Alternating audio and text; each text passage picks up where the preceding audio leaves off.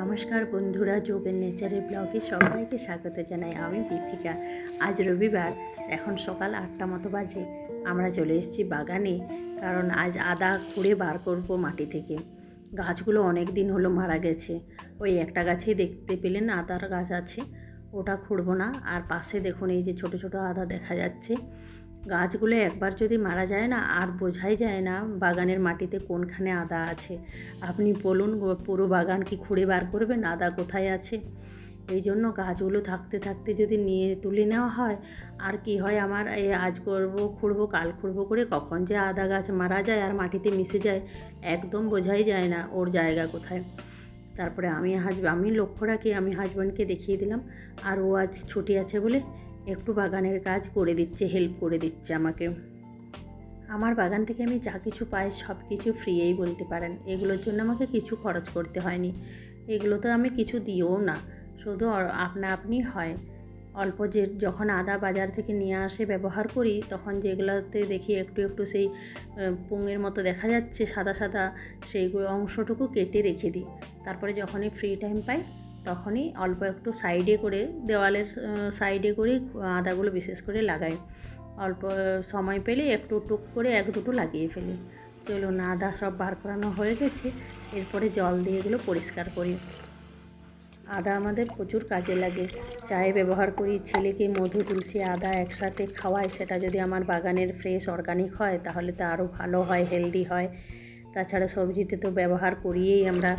আদা অনেক উপকারও আসে, আপনার হার্টের সমস্যার থেকে ঠান্ডা লাগার সমস্যা, অনেক কিছুতে আদা খুব কাজে দেয়। তাই সারা বছর বাজার থেকে কিনে খাওয়াই হয়, কিন্তু যখন আমার বাগান থেকে বার হয় সেইগুলো তখন 1-2 মাস আমার বাগানের থেকে চলে যায়। আমার লক্ষ্য হলো যে আমি অর্গানিক খেতে পাচ্ছি কিছু, আমি নিজের হাতের তৈরি করে অর্গানিক পাচ্ছি। এই বাজারে বলুন কোথায় অর্গানিক পাওয়া যাবে, সেটাই হচ্ছে সমস্যা। কিন্তু আমি তো কিছু কিছু তো খেতে পাচ্ছি অর্গানিক, এটার জন্যই আমার বাগানের কাজ করা, না হলে কেনাকাটার জন্য নয়। ছেলে সকালে দেখুন খেতে বসেছে ব্রেকফাস্ট। আজ ওর ব্রেকফাস্টে সেরকম কিছু বানাতে পারিনি, তাই ওকে দুধ বানিয়ে দিয়েছি পাওয়ার ভিটা দিয়ে, আর বিস্কুট আর লুচি নিয়ে বসেছে। অনেকক্ষণ ছুটির দিনে এরকম সকালে বাগানের কাজ করে রান্না করতে অনেক দেরি হয়ে যায়। এই যে দেখুন প্রচুর রান্না হবে। মাছের থেকে সর্ষে পোস্ত বাটবো, মাছের জন্য ডাল ভিজিয়ে রেখেছি, মিক্সড ডাল করব, তার জন্য মটর ছাড়িয়েছি, বাঁধাকপি তো মটরগুলো দেব, চাল ভিজিয়ে রেখেছি। আদাগুলো করে ওদের শুকনো করতে দিয়েছিলাম, সেগুলোই তুলে নিয়ে চলে এসেছি। খাওয়া দাওয়ার পর আদাগুলো বেশি দিন বাইরে থাকলে শুকিয়ে যাবে, এরপর আমি এগুলোকে ফ্রিজে রাখবো রোদে শুকানোর পর। অল্প করে ব্যবহার করে করে অনেক দিন পর্যন্ত এই আদাগুলো চলবে। আর ছেলে সন্ধ্যেতে খেতে বসেছে চা আর বিস্কুট। চা বলছি না, মানে ওর চা, দুধ আর পাওয়ার ভিটা দিয়ে গুলে যেটা করা খাওয়াই ওটাই। আজ ওর জন্য রাত্রে অনেক কিছু বানাতে হবে। দেখুন কত কিছু রান্না তৈরি করছি। একদিকে বাঁধাকপি করছি, একদিকে আলু পোস্তটা রেডি হয়ে গেছে, সব আমার সেই মাটির পাত্রে রাখছি। মাটির এখনও সেরকম করে কিছু কেনা হয়নি। আমার ইচ্ছে তো আছে মাটির জিনিসে সব কিছু ব্যবহার করব, কিন্তু এখন এই দুটো খোলা সে নিয়ে এসেছি ভোগ দেওয়ার থেকে, সেগুলোতে গরম গরম খাবারগুলো রাখার জন্য ব্যবহার করছি। আর ওটাতে আটা গুলতে হবে। আজ লুচি হবে আর পরোটা হবে, আমাদের জন্য পরোটা আর ছেলের জন্য লুচি। আমার হাজব্যান্ড খাবে না একদম, তাই ওর জন্য অল্প তেল দিয়ে একদম করে পরোটা সেঁকে দেবো, আর আমারটা অল্প দেবো। আর লুচির জন্য দেখুন আটা মাখছি কালো জিরের সাথে, এটা দিলাম সাদা তিল। আমার কাছে তিলগুলো ছিল, ছেলের জন্য নাড়ু করে দিলে ভালো হয়, কিন্তু ও এখন খেতে চায় না নাড়ু।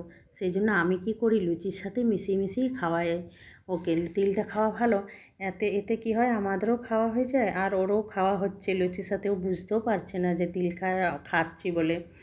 আমি যখনই লুচি করি এরকম করে এক মুঠো করে মিশিয়ে দিই লুচির সাথে, কিছু বোঝা যায় না। লুচি আমার করতে করতে ছেলে একদিকে খাওয়া স্টার্ট করে দিয়েছে, আর এই যে লাস্টে আমাদের পরোটাগুলো শিখছি।